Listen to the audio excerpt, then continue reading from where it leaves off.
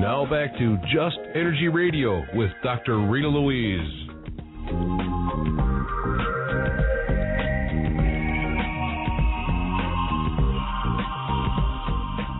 Hello, and welcome back to Just Energy Radio. I'm your host, Dr. Rita Louise, and thank you all for staying tuned to the second hour of the show.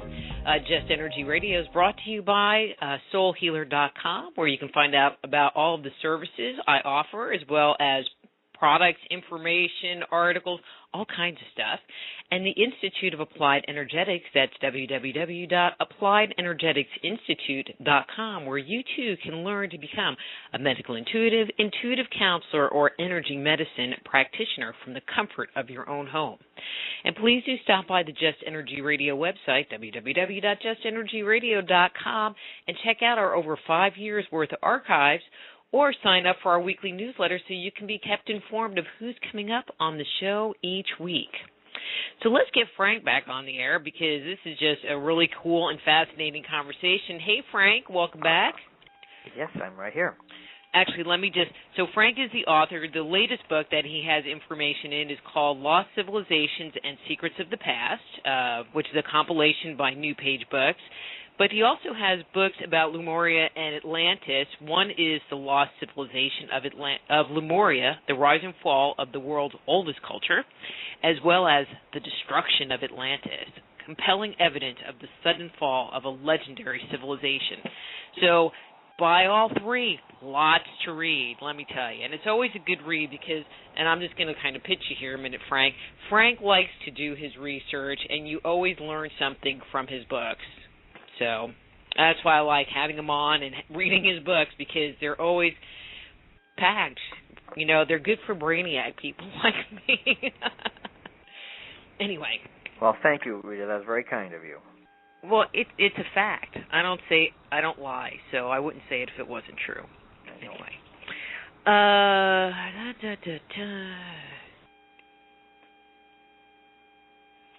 All right. We're going to change gears and talk about Atlantis, because I think I asked all my hot and burning Lemuria questions. So, I mean, I think everybody, you know, for the most part, has heard the story of Atlantis, but our understanding of that lost continent, does it only come from Plato, because Plato references it in his writing? But do we find references to it anyplace else? Well, yes, we do. I'll give you one example. The ancient Egyptians believed that their civilization was brought to the Nile Valley by a man-god. His name was Thoth. The Greeks knew him as Thoth. They later called him Hermes, and the Romans called him Mercury. These are different names for the same character. The Egyptians believed that Thoth originally was born on a large island far out into the Atlantic Ocean. This is what they say. And the story, by the way, that I'm telling you can be found with a great Egyptian compiler of myth. His name was Manetho. He lived about 200 years before Christ. And Manetho compiled all of these cosmological stories that the Egyptians used to describe their beginnings. And the story of Thoth was that he's on this great island, and he lives on this island with fellow human beings and other gods.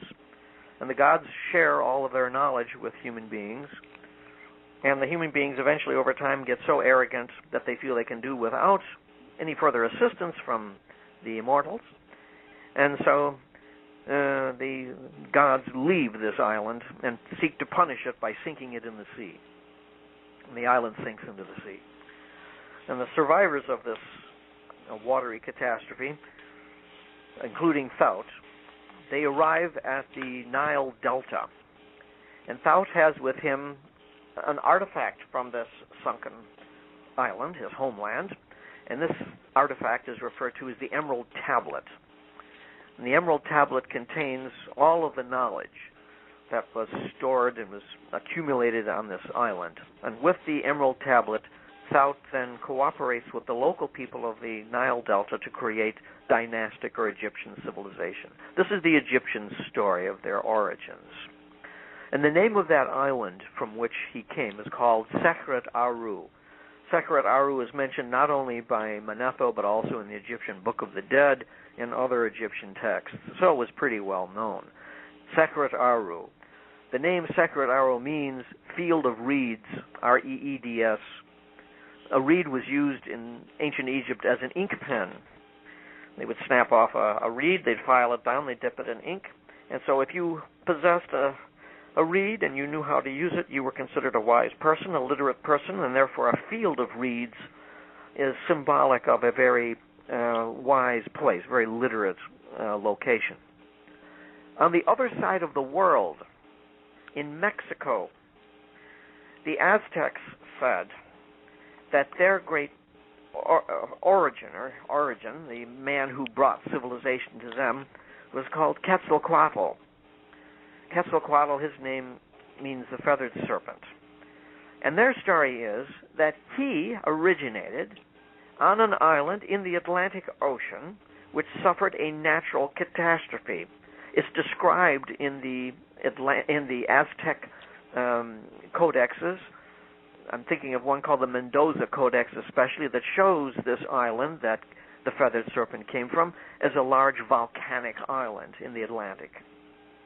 And that Quetzalcoatl arrived with his family and his followers and sorcerers on the east coast of Mexico and shared their high knowledge with the native people, the indigenous people, to create the basis for Mesoamerican or Aztec civilization.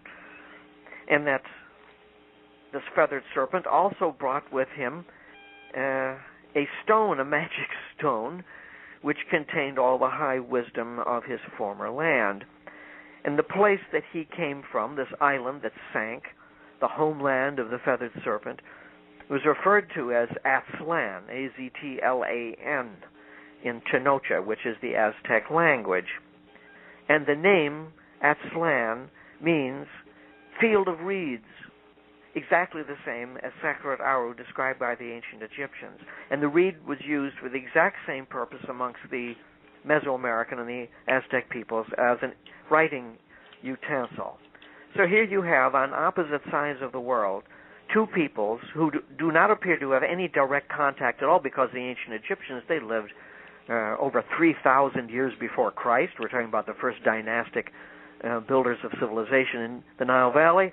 And we're talking about the Aztecs, who really didn't get going until about the 14th century A.D. If you want to go back, Mesoamerican civilization goes back with the Maya, perhaps 200 B.C., or the Olmec going back a little bit further. So there's no physical connection between the Aztecs. There couldn't be between the Aztecs and the ancient Egyptians, yet they tell the same story of a civilizer with a powerful stone coming from an island in the Atlantic Ocean that suffers a natural catastrophe and sinks, and even has the same name.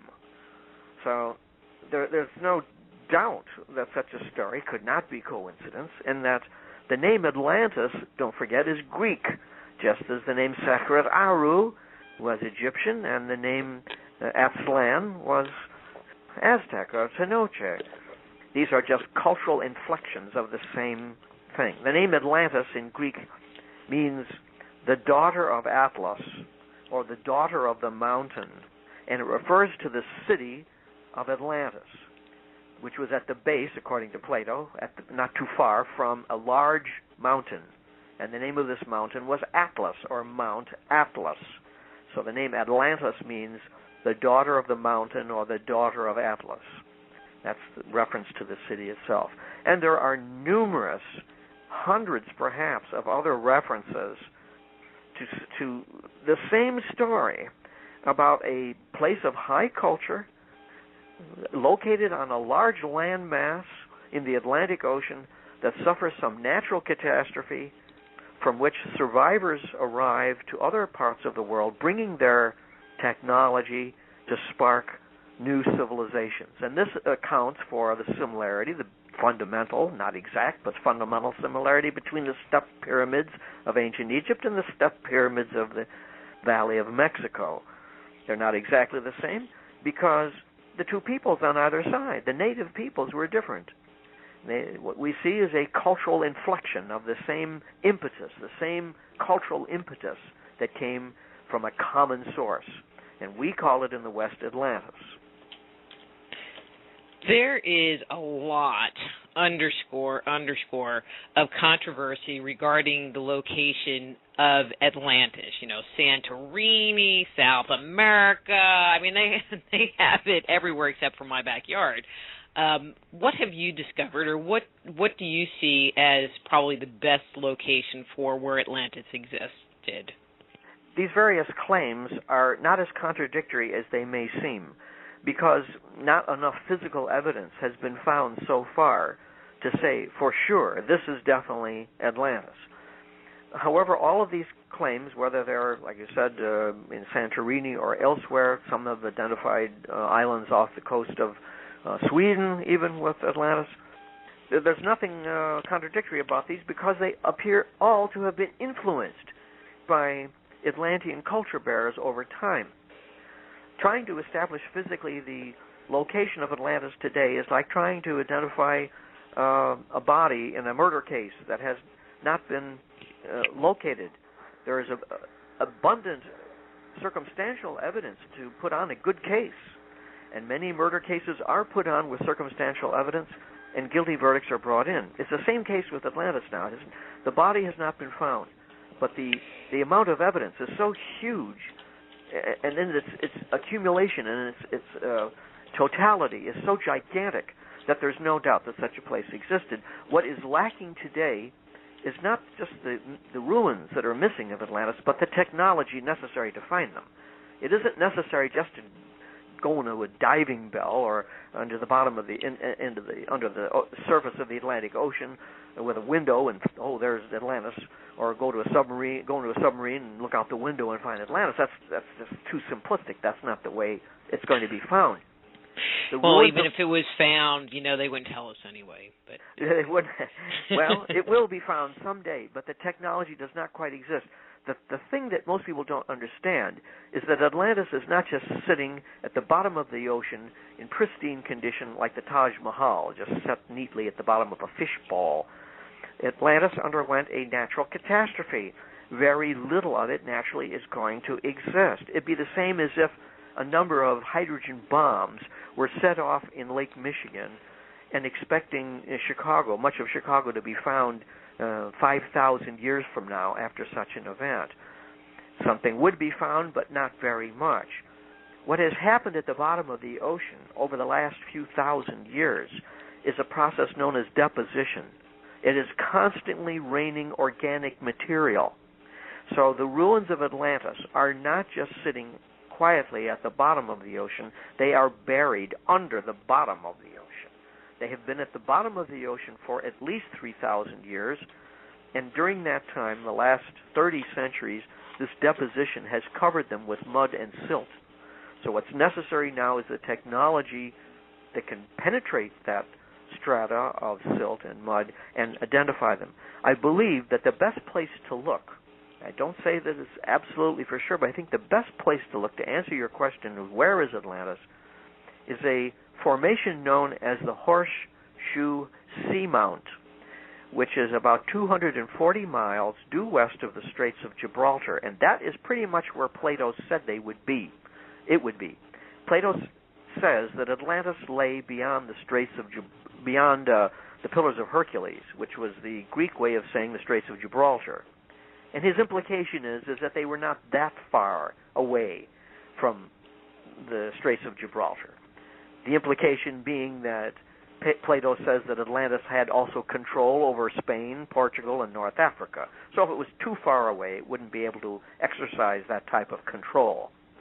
So the Horseshoe Seamount lies about 200-some miles west of the Straits of Gibraltar, and the Horseshoe Seamount is about 200 feet below the surface. It is a ring of mountains. That's interesting because that's just how Plato describes Atlantis, as a ring of mountains, an island ringed for the most part by some high peaks. And I think that is where we need to turn our investigation, to go to the Horseshoe Seamount with the proper technology which may or may not exist today. I'm rather doubtful that it is good enough to really do the kind of search necessary, but it's an attempt that should be made. And that's what I'm hoping to do if time allows me, if I live long enough and I succeed in trying to find investors.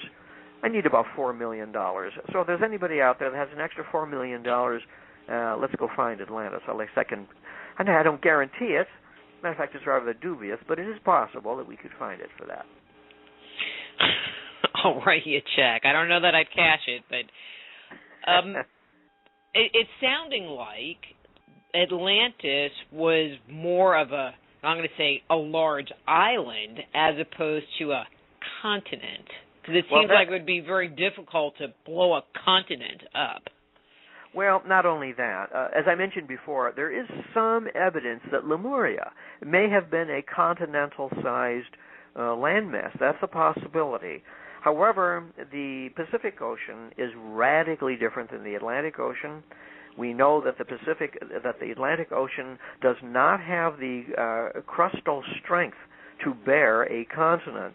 There has never been a continent in the North Atlantic. That has been known now since about 1949, when the first sonar search of the bottom of the Atlantic was made by the Glomar Challenger with the National Geographic under Dr. Maurice Ewing. And since that time, it's understood that a whole continent does not fit the picture. However, there are large islands in the North Atlantic that have erupted and sunk below the sea. There's no doubt about that. Plato, in his account, never once mentions the name or the word continent. The word he uses in ancient Greek is Nasos, and Nasos means island. He refers to Atlantis as a city on a large Nasos, or island, not a continent. Exactly where the idea of a continent came from, I'm not sure, and I don't really care because it is erroneous. It is wrong. So I believe that, yes, it's a large island, and that very likely the Horseshoe Seamount. That's where we need to bend our investigation. There are many people that, I want to talk about technology, Atlantean technology. There are many people that have tried to associate technology of advanced early cultures like the Minoans with the level of technology found in Atlantis. Do you agree that they had Minoan-like technology, or do you think they might have had something more? Well, Minos, the great Cretan civilization of the 3rd millennium BC, was a marvelous and a highly admirable culture. I believe that it owed its origins to Atlantis, to the Atlantean culture bearers who went to various parts of the world. I don't see Minos as being Atlantis or Santorini, as you said, but I think there's a real relationship.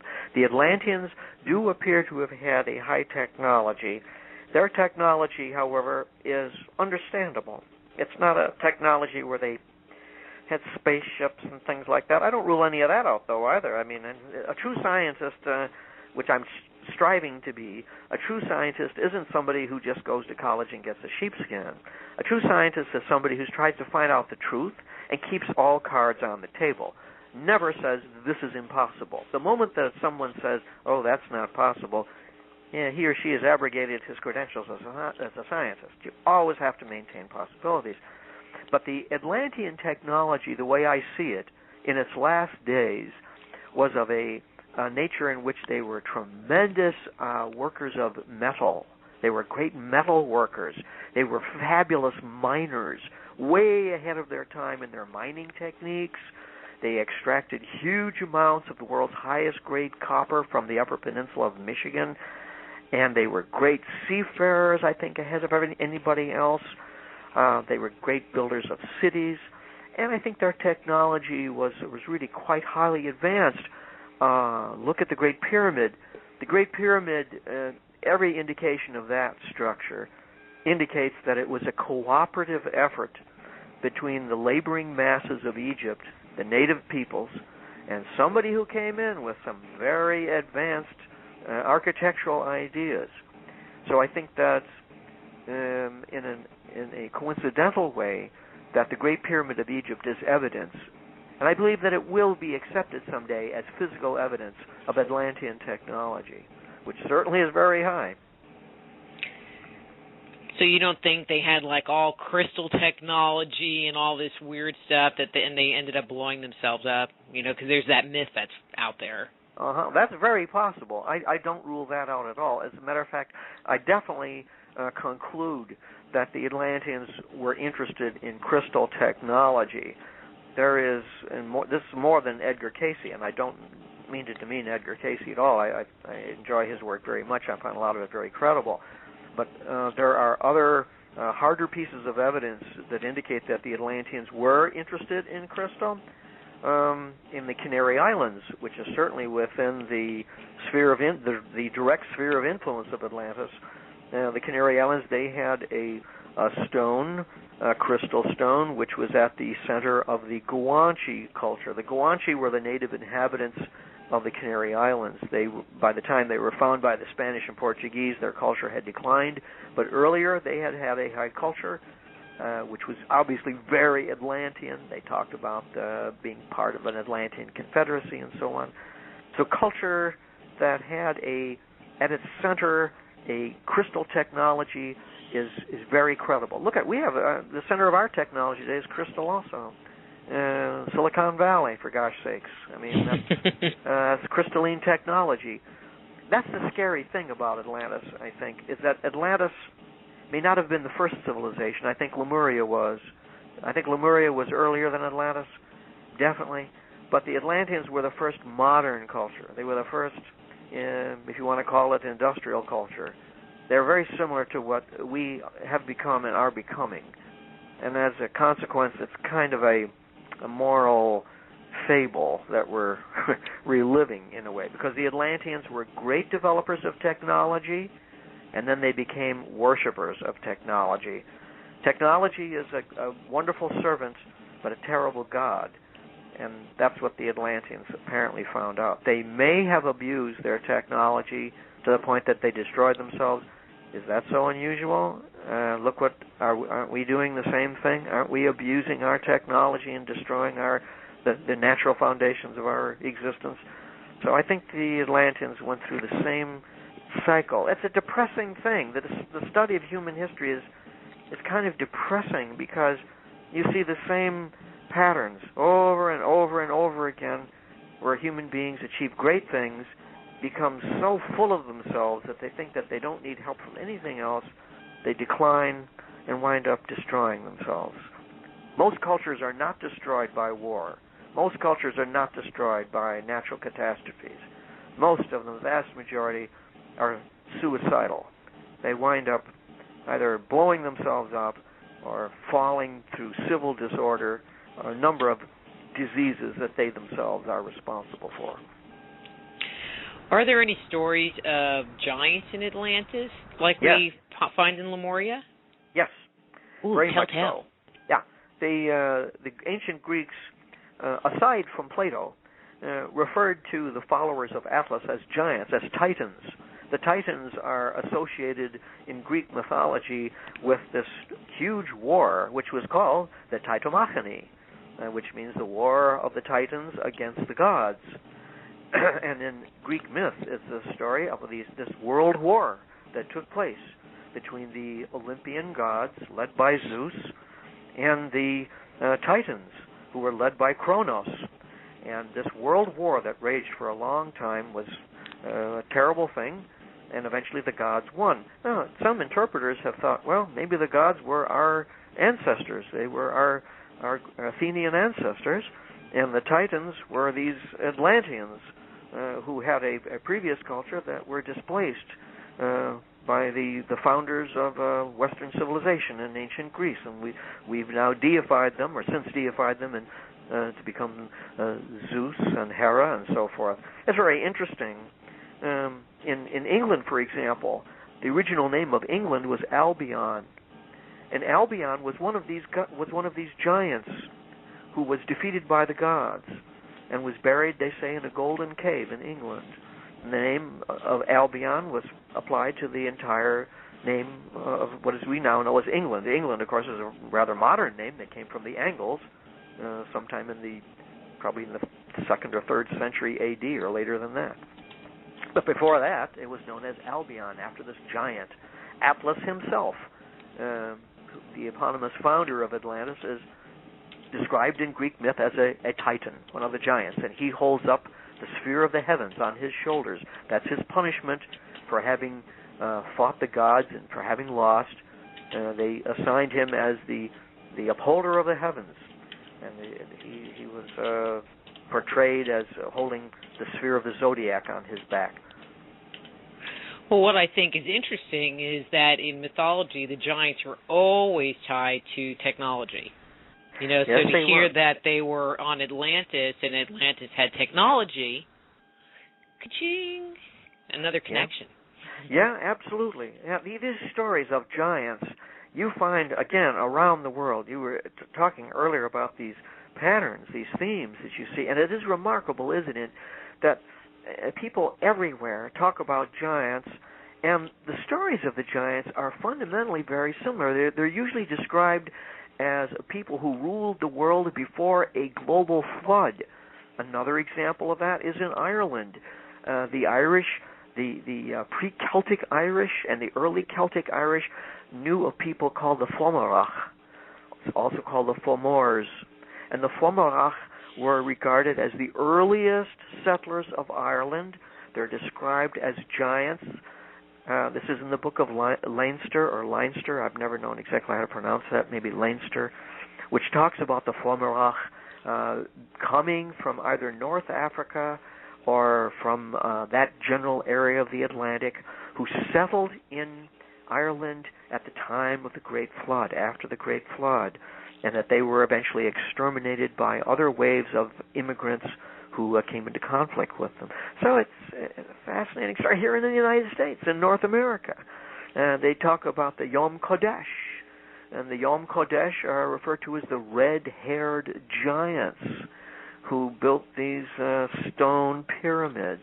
This is the stories that we're finding everywhere. If you find that kind of a pattern of the same story everywhere, there obviously is a kernel of truth. All you have to do is peel back the layers of fable and storytelling, and you come to a kernel, a core of truth. And that's how a non-literate people preserve those memories that are important to them, is through the agency of myth. So myth is not just a lie or a fable. It's the way that a pre-industrial, pre-literate people preserve the information that is necessary to their being. So we have a question in the chat room from Debbie, 25, and so I asked a question back, and she hasn't responded, so I'm just going to ask you the question, and maybe you know the answer. So she put, what does Frank think about the Iceman recently found? So I don't know if she's talking about Ollie or whatever, the 5,000-year-old guy that was found about 10 years old, or if there is a more recent one that has been found. The only one that I know is one called Ötzi, which was the one that was Ötzi, which was found in the Swiss Alps, and he goes back to about 3000 BC. What's interesting about that is that Ötzi was found with this magnificent copper axe.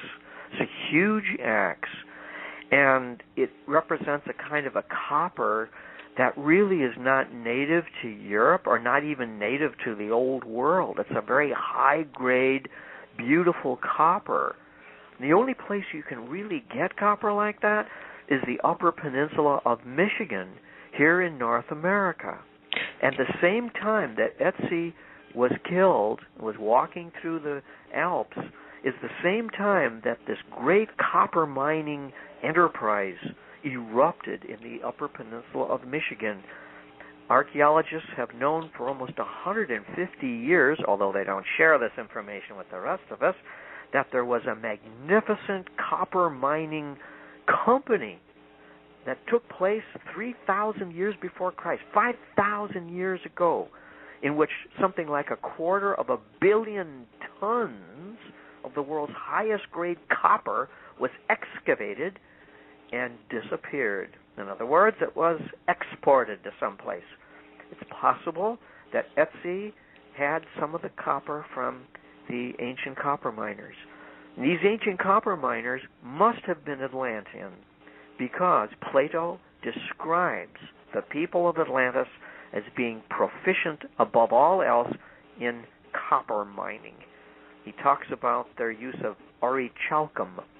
Orichalcum is a Greek word for very high-grade copper.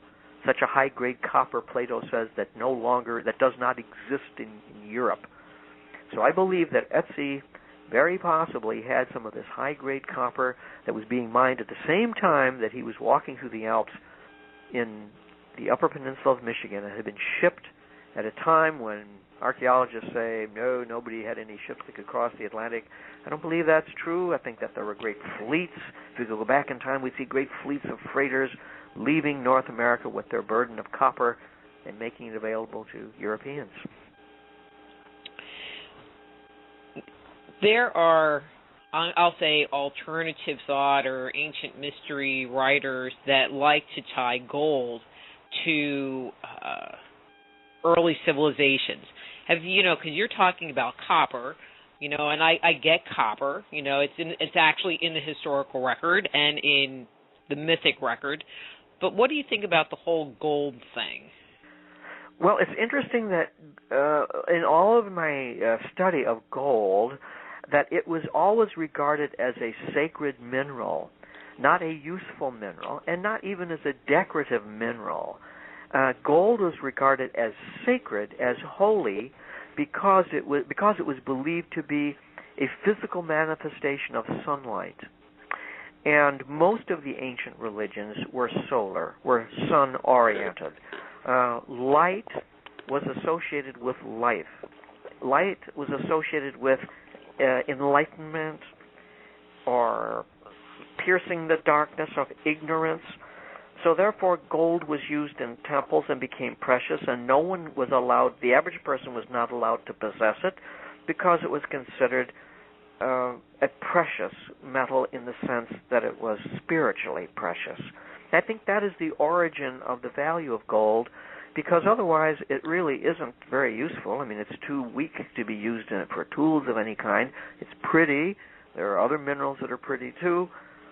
It's scarce, but there are other commodities that are far more scarce. I think that the origins of the value of gold lies originally in its ancient associations with sunlight, which was considered the sacred aspect of the sun. Speaking of metals, something that I didn't ask you about earlier, if I'm not mistaken, in the Lost Civilization of Lemuria book, when you're talking about Neanderthal, that they found a coffin or some kind of box made out of platinum? Gosh, that is amazing.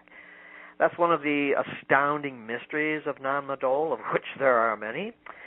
The Japanese in 1937 were undertaking some of the earliest really professional excavations of Neanderthal.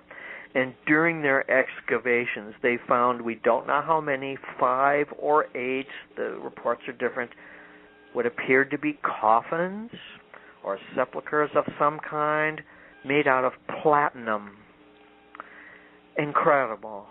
And so from a metal place, just for background for people, I mean, we know that gold is pretty soft. How do you make platinum? Where does, can you mine platinum? Sort of getting a ring in platinum. I really don't even know that much. You cannot get platinum from anywhere in that area of the Pacific at all. There's none. The platinum, of course, being so valuable, was taken back to Japan, and those platinum coffins, as they referred to them, or caskets, were lost during World War II. But they absolutely existed. The Japanese report still exists. The discovery of platinum molded into caskets, supposedly, is unbelievable. But it fits in, because my conclusion about Neanderthal shows that if it's correct, that the people who built Neanderthal were in possession of a technology which is beyond ours today, that they were involved in a kind of weather modification. Now, I know this sounds really far out, but I believe that Neanderthal was part of a weather modification project to prevent typhoons from destroying civilization in Luzon in the Philippines, that the Philippines were the breadbasket of the Lemurian civilization. The reason why we think so is because in the Philippines there is one of the great wonders of the world, also not well known to the outside world. It's called the Banaue rice fields. It is the largest food factory in the world. There has never been a food factory as large as this ever made.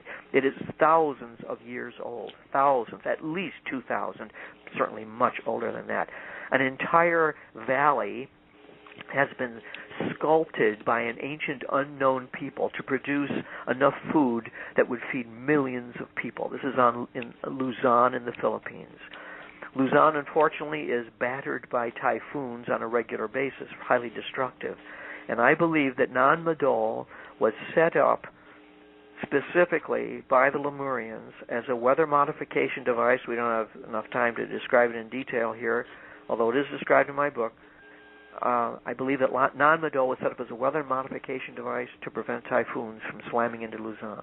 Now, I made a presentation about this very conclusion at a conference about 4 years ago to a number of geophysicists and retired university professors, and they listened politely, and at the end of my presentation, they fundamentally agreed with me that it was possible. So that was an amazing thing, because I don't have that kind of a background, and I'm only able to accumulate the facts involved and try to string them together. But it was really wonderful to see that these highly trained and experienced physical scientists found that yes, Nan Madol could have been a weather modification center that was built 10,000 years ago. 10,000 if not more. If so not this more. was like the prehistoric Stone Age version of HARP. Ooh, it is. Yet another conspiracy theory. Right. HARP is an example. There are other projects like that. This, though, HARP has a military application. It's very sinister. However, Nan Madol has no military application at all. It's purely a simple device in which the platinum coffins would have played a role in literally degaussing a typhoon. A typhoon has a very strong electrical component. And if you can remove that electrical component by degaussing it, the typhoon ceases to exist. It just turns into a rain shower. And I believe that is what Nan Madol did, and the platinum was part of this degaussing device that Nan Madol was. The purpose of Nan Madol was purely to prevent these typhoons from disrupting food production that was taking place in the Banaue rice fields at Luzon. I know this is a fantastic thing to say. It seems utterly unbelievable, but if you connect the facts and present them, they seem to verify that's in fact that this. What we're looking at Nan Madol is not a city, in other words, as people thought. It's a gigantic machine. It's a solid like a giant lightning rod. It's like you got it. That's a wonderful way of putting it in a nutshell. It's like a giant lightning rod to degauss a passing typhoon. And interestingly enough, Rita, even today, the course that the typhoons take today is directly over Nan Madol. Directly over Nan Madol. So whoever chose that place did it knowing specifically why they chose that place was to get in the path of these typhoons. On their way to Luzon, they always pass over, not always, but almost invariably pass over Nan Madol. That would have been the place to have set up such a lightning rod. A lightning rod that's composed of something like 280 billion pounds or tons, I forgot exactly what it is, of magnetized basalt. So you have magnetized basalt, itself very bizarre, in conjunction with platinum coffers. It creates an interactive zone with that electrical component inside the typhoon. It shorts it out and prevents the typhoon from moving on. It would be really interesting because, I just had that kind of mind to look at weather patterns prior to the removal of the platinum and what they're doing now, and if there's been a significant shift in the movement of the typhoons through that region. I guess that would be worthwhile. I don't think that the shift in the pattern is any different, but it would be interesting to see, if they can determine at all, if there were more or less typhoons that struck Luzon before 10,000 years ago than now. So in other words, let's say that Nanmadol was abandoned maybe 5,000 years ago. That's maybe possible, 5,000 or 3,000 years ago. And let's look at the typhoons. How many have hit Luzon before that time? If it was significantly less, then that would help to indicate, as you say, perhaps there was a device, a lightning rod of unimaginable achievement more than 10,000 years ago. But I think, by taking the platinum boxes out of there, you're kind of crippling a major component of the machine, and you would see some kind of shift, because it was a very mechanical structure, even though I guess there's parts that were missing. Anyway, just a thought. It's a great thought. It was a solid state piece of equipment. I don't believe there were any moving parts. There was no need for anything to move. It's just like a radio, transistor radio today has no moving parts, and I think that's. But you're right. Removing the platinum coffers, that really disconnected the whole thing, I'm sure. Got a cat under my desk making all kinds of noise, and I'm going, what the wonderful. heck? Wonderful. Okay, so looking at the clock, got about 12 minutes. Let me go with this question. Okay, you talked about the influence of the Atlanteans in Egypt and also in the Americas, but how do you account for the time difference? Because according to conventional archaeology, we're talking about 2,000 years or 3,000 years from the rise of the Egyptian culture and the cultures in, I'll say Mesoamerica. Well, I don't think there really is as much difficulty as it would appear. There is a lot of confusion today, you're right, about chronology for Atlantis in relationship to these other cultures. But I think we have to keep in mind that Atlantis, like Egypt, lasted a very long time. It was a very old civilization. It went through its highs and its lows. It went through its golden ages and its dark ages. And those periods, I think, correspond to fluctuations elsewhere. My research kind of is contrary to what a lot of Atlantologists believed and still believe. They believe that Atlantis was probably destroyed about 10,000 years ago. I don't see that at all. I see Atlantis as being around 10,000 years ago, most definitely. It was a high culture back then. But I see it lasting much longer, much more into more recent times. It was diminished. It had gone down from its high culture and had become a rather militaristic and an imperialistic society, much like, modern societies. But I think it lasted as late as about 3,000 years ago. There's a lot of evidence to show that. And before then, the Atlanteans had suffered their natural catastrophes too, and had survived them, just as we have our natural catastrophes, and we survived them.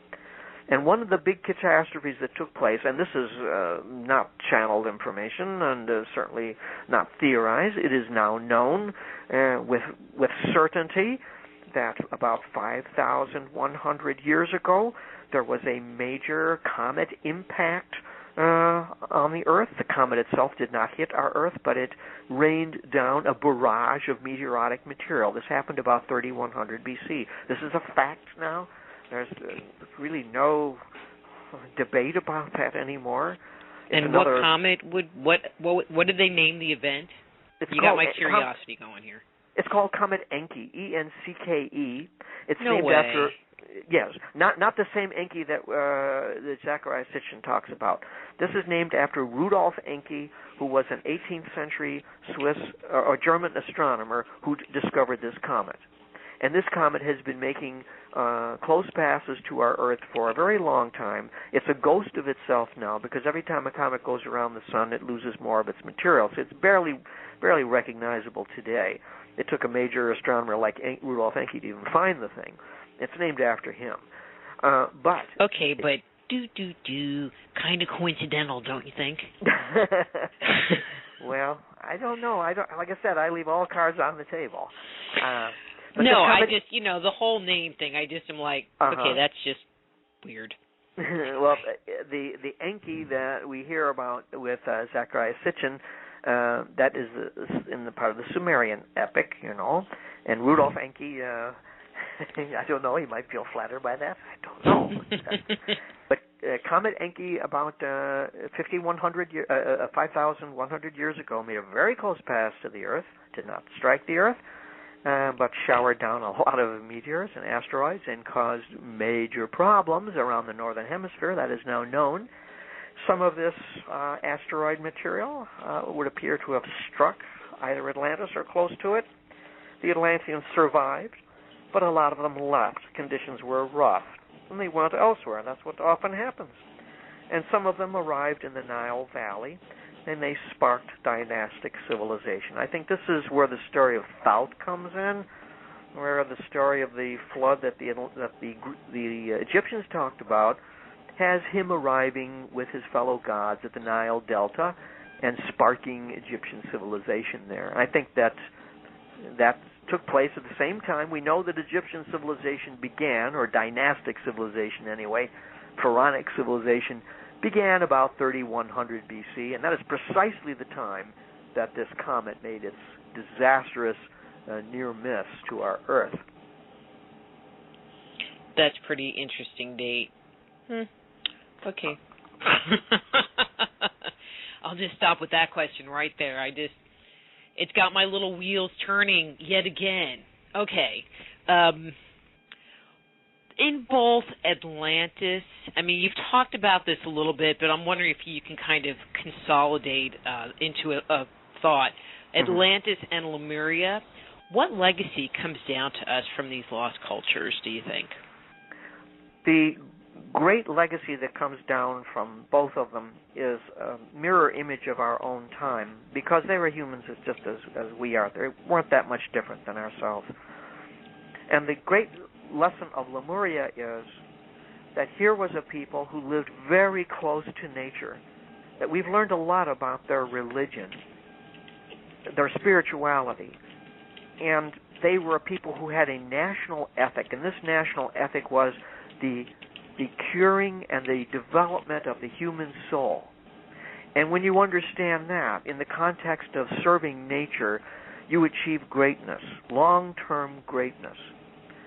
The Atlanteans, on the other hand, were a people who may have begun that way, certainly did begin that way, but ended up by seeing material advantage as the only real standard by which human value is registered. And that power over others, and that economic and military and political factors are the only real things that matter in the world. And what happened to them is that they destroyed themselves, where the Lemurians did not destroy themselves. The Lemurians underwent a series of natural events from which it appears most of them escaped. They went to other parts of the world, and they shared their spirituality with others that became today's Tibetan Buddhism, which is deeply rooted in Lemurian spirituality. They contributed to the high cultures in the Americas on the one side and in Asia on the other. The Atlanteans, on the other hand, were people who suffered a horrendous catastrophe, either self-induced or natural, who suffered the loss of hundreds of thousands of people in a very agonizing way. They became the worshippers of technology, and their technology backfired on them. So I think that that's the legacy. We have, on the one hand, the spiritual legacy of the Lemurians. We have that capacity within ourselves to live close to nature again and to understand that kind of harmony with life. And we also have that dark side of us. The Atlantean side is the dark side, which is conquest and manipulation and control. The Atlanteans ended up as suicidal power freaks. For all my admiration of the Atlanteans and their greatness, they were despicable in their last days. Whereas the Lemurians, they continued on with their spirituality. They didn't know indefinite progress. They didn't go through the cycles of birth, decline, and death. They were a continuous people. They were always an advancing people. Whereas the Lemurians, or the Atlanteans, they underwent the same pattern that we've been repeating ever since, where societies rise to greatness, become self-fulfilled and overconfident and arrogant, and wind up destroying themselves. They set that pattern, which we have not broken out of, whether we call ourselves Romans or Egyptians or Greeks or Russians or Americans, that we go through the same patterns over and over again. So I think the great lesson is we should become more like Lemurians and less like Atlanteans. I just think it's interesting because when we look at spirituality and the gods, there's the same conflict going on there too. God against the devil, that whole thing. You find that same theme re-emerging over and over again. The mistake, though, is to put that struggle as outside ourselves. That struggle is entirely internal. The God that we're talking about that's struggling against the devil is the God in ourselves and the devil in ourselves. We can't expect the resolution of the universe through some external struggle. It's entirely within ourselves, as individuals and also as a species. And that's what we have to realize consciously as individuals and in a larger consciousness as a species. Otherwise, we're just going to go the way of the dinosaurs. And nature doesn't care. Nature cares about our survival in the same way she cares about the survival of a beehive. Who cares? Nature will a lot more where we came from. And if we think that we're so special, as soon as we start thinking that we're special and unique, that means that nature will just brush us aside and create something new. She's done it innumerable times. And I think that's the great lesson that comes out of Atlantis and Lemuria. Yeah. Okay, so if people want to get your book, so the newest one, or the one that you're part of, is the compilation of Lost Civilizations and Secrets of the Past. No, the most recent one is the one that's coming out right now. It's called. You mean I get to have you back? Yeah, Lost Civilizations and Secrets of the Past. That's not the new one. No, that's not it. That one came out a couple months ago. You mean you have another new book? Yes, it's coming out now. It's called The Lost Worlds of Ancient America. And it focuses on some of the things that we've spoken about here, but the emphasis, of course, is on our own continent primarily, and the great achievements of our prehistoric ancestors and their wonderful stories. And it's a compilation of the best articles from Ancient American Magazine. I've had the privilege of selecting what I think are just the greatest of them all and putting them in a collection of this book with a lot of great photographs, and I'm very excited about it. It's coming out next week, I guess. It'll be out next week. That'll be the next one. You mean that means I get to have you back on the show? Well, I'd love to come back and talk about that one. That's a great book.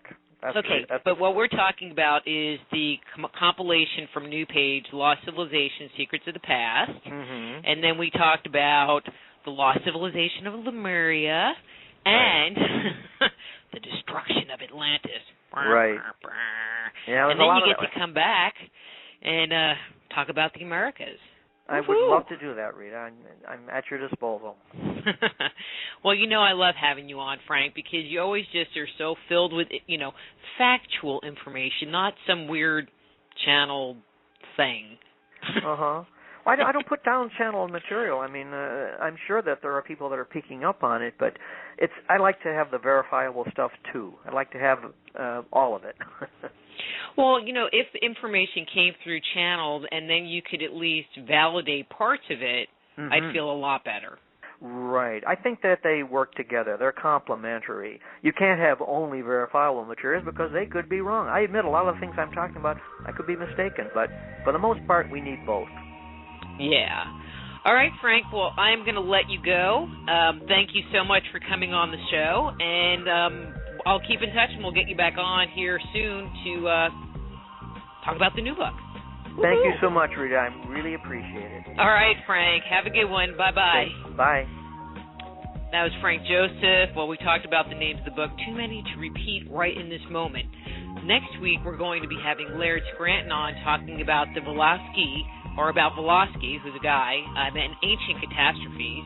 And in the second hour, we're going to be speaking to Michael Jauer and Mark McCose about personal boundaries and your health.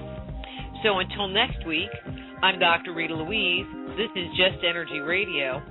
Be blessed.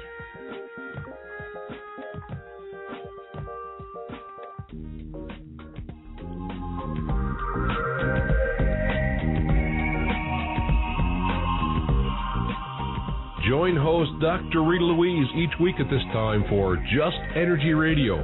Point your browser to www.justenergyradio.com